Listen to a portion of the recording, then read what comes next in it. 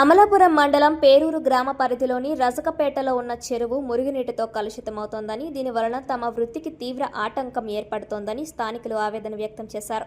చెరువు నీరు పూర్తిగా డ్రైనేజ్ నీటితో నిండిపోవడంతో బట్టలు ఉతికి జీవన సాగించడం కష్టంగా మారిందని వాపోయారు. ఈ సమస్యపై సోమవారం జిల్లా కలెక్టరేట్ వద్ద స్థానికులు, రజక సంఘం నాయకులు భారీ నిరసన తెలిపి స్పందన కార్యక్రమంలో అధికారులకు వినతి పత్రం అందజేశారు.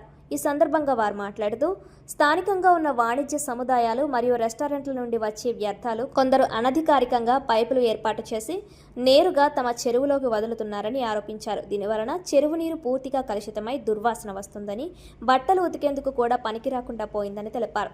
అధికారులు తక్షణమే స్పందించి చెరువులోకి మురుగునీరు చేరకుండా పైపు లైన్లను తొలగించాలని, తమ జీవనోపాధిని కాపాడాలని డిమాండ్ చేశారు. ఈ నిరసన కార్యక్రమంలో రజక సంఘ నాయకులు పేరూరి శ్రీరామ్మూర్తి, ఓబలంక నాగు, వేల్పూరి నరసింహమూర్తి, ఆవిడి వెంకన్న, ఆవిడి వెంకటేశ్వరరావు తదితరులు పాల్గొన్నారు.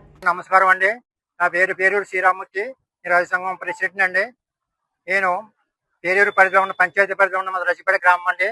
మేము తరతరాల నుంచి రజకులు ప్రవృత్తి చేసుకుంటూ చెరువు తవ్వుకున్నామండి. అందులో తరతరాల నుంచి 100 కుటుంబాలు జీవనోపాధి గడుపుకుంటున్నామండి.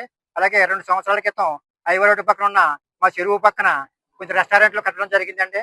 ఆ రెస్టారెంట్ కట్టడం వల్ల వ్యర్థ పదార్థం అంతా మా చెరువు గట్టి మీద పైప్ లైన్ వేసండి. ఆ వ్యర్థ పదార్థం అంతా కూడా చెరువులో తీయడం జరుగుతుందండి. దానివల్ల మన రజకులందరూ ప్రవృత్తి చేసే రజకులందరూ కూడా ఆరోగ్య పరిస్థితి పాడైపోయి చాలా మంది మంచాలు పడుతున్నారండి. అలాగే ఆ వచ్చిన పదార్థాన్ని బయటకు వచ్చిన తర్వాత వర్షాకాలం దాని వ్యర్థ వాసన 2 గ్రామాలు ఉన్నాయండి. ఇద్దరా కాలనీ అంటే రజకపేట అండి. ఈ 2 గ్రామాలు కూడా వ్యర్థ పదార్థాలతో వచ్చేసండి దోమల పెడతో చాలా మంది రోగాలతో బాధపడుతున్నారండి. ఇది 2 సంవత్సరాల క్రితం మన గ్రామ పంచాయతీ సర్పంచ్ గారికి నివేదిక అర్పించడం అయిందండి.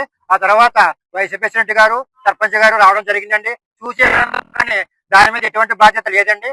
అలాగే మన పంచాయతీ వారికి కూడా లెటర్ ఇచ్చినామండి. లెటర్ ఇచ్చిన వారు చూసి వాళ్ళకి నోటీస్ ఇవ్వడం జరిగిందండి. ఆ నోటీసు కూడా తిరస్కరించి ఆ నోటీసు కూడా తీసుకోకుండా జరిగిందండి. ఆ విషయం కూడా మా సెక్రటరీ గారు మాకు తెలియపరచలేదండి. తెలియపరచడం వల్ల మాకు జీవనోపాధి చాలా కోల్పోతున్నామండి. నీరు స్మెల్ వచ్చేసేయండి, మీ జీవనోపాధికి బట్టలు స్మెల్ వచ్చేసండి చాలా ఇబ్బంది పడుతున్నామండి. ఇలాగ ఎన్నోసార్లు నోటీస్ ఇవ్వడం జరిగిందండి. అందుకు కాబట్టి ఈ రోజు అండి మేమందరం కలిపి కలెక్టరేట్కి వచ్చి నివేదిక ఇప్పించామండి. మా జీవనోపాధి మీరు అందరూ కూడా కాపాడండి. అందరికీ చేతులు జోడించి నమస్కరిస్తున్నామండి.